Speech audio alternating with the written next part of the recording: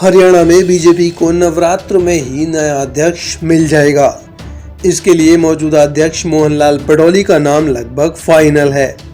बडौली दिल्ली जाकर प्रधानमंत्री नरेंद्र मोदी, गृह मंत्री अमित शाह और राष्ट्रीय अध्यक्ष जेपी नड्डा से मिल चुके हैं। भाजपा सोर्सेस के मुताबिक अगले 2-3 दिनों में संगठन चुनाव प्रभारी अरुण सिंह प्रदेश अध्यक्ष के चुनाव की घोषणा कर सकते हैं।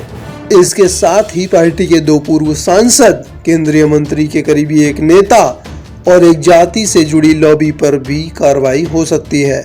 इसको लेकर भाजपा हाईकमान ने सख्त रुख अपनाया है।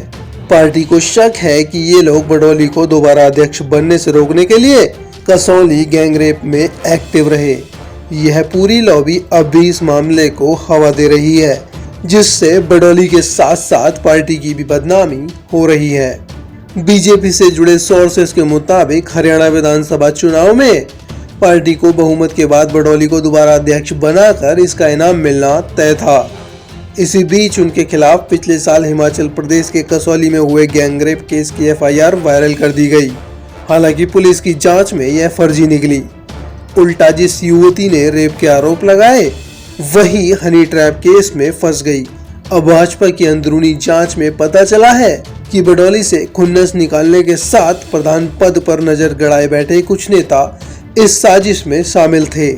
वहीं कुछ नेताओं ने केस दर्ज होने के बाद बडौली पर प्रेशर बनाने का काम किया, जिसकी वजह से बदनामी भाजपा की हुई। इसलिए इस मामले की गुपचुप तरीके से रिपोर्ट मंगाई गई है। जल्द इन नेताओं पर कार्रवाई हो सकती है। अब सवाल यह उठता है कि आखिर बडौली का प्रदेश अध्यक्ष बनना तय क्यों है। इसको 3 पॉइंट्स में समझा जा सकता है। पहला यह है कि अक्टूबर 2024 में हुए विधानसभा चुनाव में हर तरफ कांग्रेस की हवा थी। लगातार तीसरी बार सरकार बनाने के लिए भाजपा एंटी इनकम्बेंसी से भी जूझ रही थी। इसके बावजूद सीएम नायब सैनी और अध्यक्ष मोहनलाल बडौली की जोड़ी ने इतिहास रचते हुए तीसरी बार पार्टी की सरकार बनवा दी। लोकसभा चुनाव में 10 में से 5 सीटें हारने वाली बीजेपी ने 90 में से 48 सीटें जीत बहुमत हासिल किया। दूसरा पॉइंट यह है कि विधानसभा चुनाव के बाद बडौली के पास बड़ा स्टॉक मेंबरशिप ड्राइव का था। उनकी अध्यक्षता में पार्टी ने हरियाणा में 45 लाख से ज्यादा मेंबर और 50,000 से ज्यादा एक्टिव मेंबर बना दिए, जिसको लेकर राष्ट्रीय अध्यक्ष जेपी नड्डा ने भी बडौली की तारीफ की थी। तीसरा अहम पॉइंट यह है कि बीजेपी की विधानसभा में जीत कोई तुक्का नहीं थी। इसे साबित करने के लिए भाजपा के पास निकाय चुनाव का मौका आया। इनमें भाजपा ने 10 में से 9 निगमों में मेयर बना लिया।